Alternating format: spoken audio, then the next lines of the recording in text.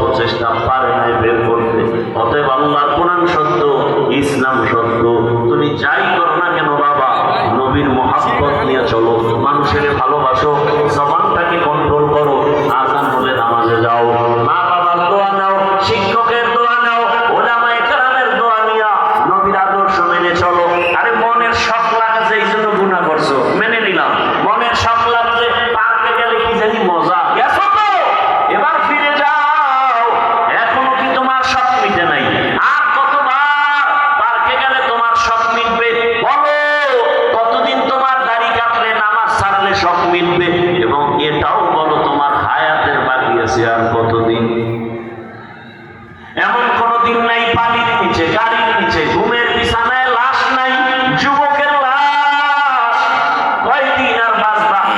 ওই হুন্ডায় উঠে দৌড়ায়, হট করে গাড়ির সাথে বাড়ি খায়, জায়গায় শেষ, বিদায় নেওয়ারও সময় হয় না।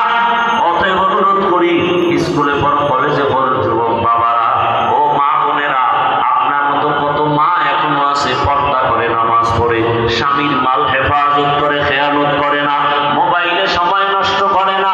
ও আম্মা জানেরা, বোনেরা, আল্লাহর কাছে তওবা করেন আর নামাজ ছাড়বেন না, বেপরদায় চলবেন না, স্বামীর মাল খেয়ানত করবেন না, মোবাইলে সময় নষ্ট করবেন না, সন্তানটাকে আদর্শমান বানায় যাবেন।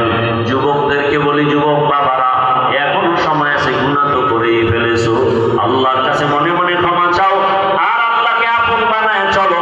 আর আল্লাহকে বলো, আর নামাজ ছাড়বো না, দাড়ি কাটবো না, বেপরদায় চলবো না, মা বাবার দোয়া নিয়া, শিক্ষকের দোয়া নিয়া, উলামায়ে কেরামের দোয়া পরামর্শ নিয়া নবীজির সুন্নতি আদর্শ অনুযায়ী জীবন চালাবো।